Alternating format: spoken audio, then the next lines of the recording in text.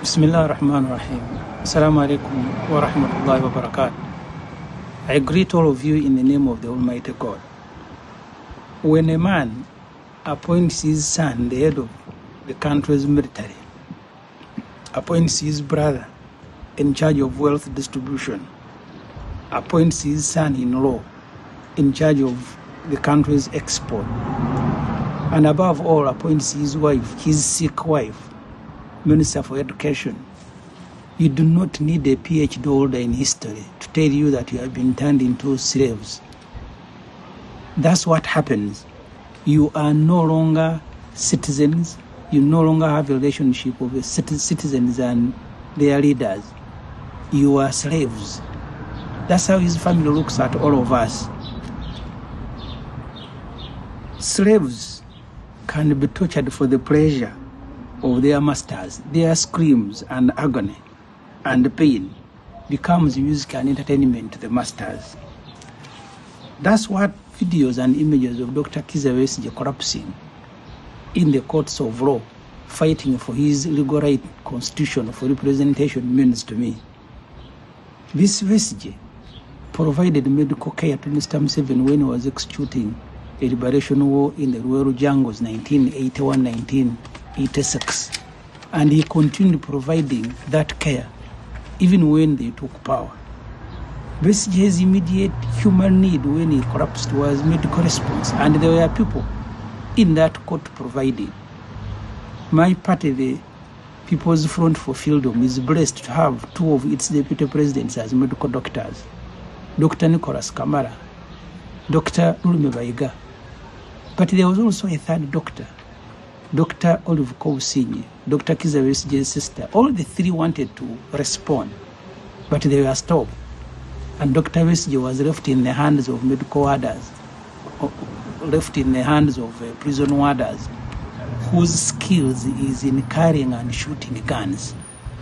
And I watched in disbelief as they ordered a ramshackled ambulance to come and take him initially to Luzira and finally to Murago.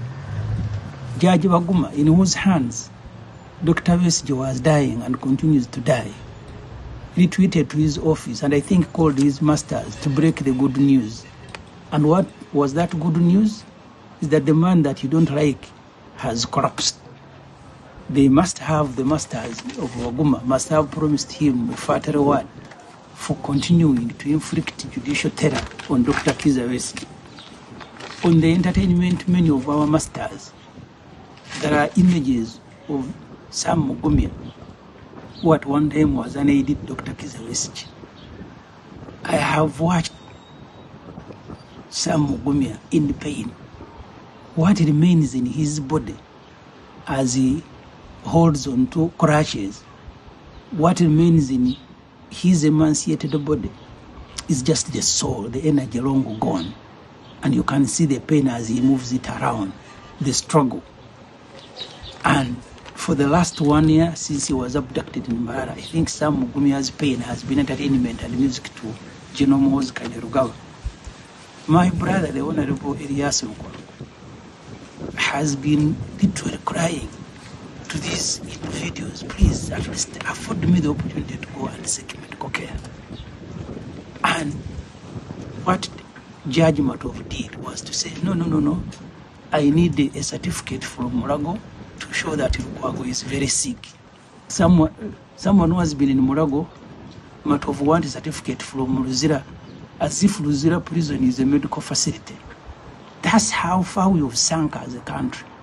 That Lukwago, for the last 45 days, he cannot be afforded an opportunity. I think they want him also to slowly die, because that's what Muhozi said, that he will execute Besigye and Lukwago. What about Mwanga Chivumbi? I met Mwanga Chivumbi 1995, both of us students in Micho Hall at Makerere, seeking knowledge to better our lives and the lives of people in our country. He has been messed up, abducted. For 19 days, nobody knows where he is. And they later abandoned him at a police facility. Those who had been claiming they don't know where he is. He has a sad story to tell. That's why people have started running away from Uganda. My brother, the owner of Kyagulanyi Center, is in America. He left his house in Uganda. There are those who have been calling me that Semujju, social media is saying you are selling your house. These houses are now meaningless to us. We are fighting for our lives and lives of our comrades who are in prison. Hundreds are in Luzira, in Chitalia. These souls have committed no crime, but the masters extract pain because that's what gives them entertainment. Collectively, I want to urge all of you Ugandans, we need to fight back and reclaim our country.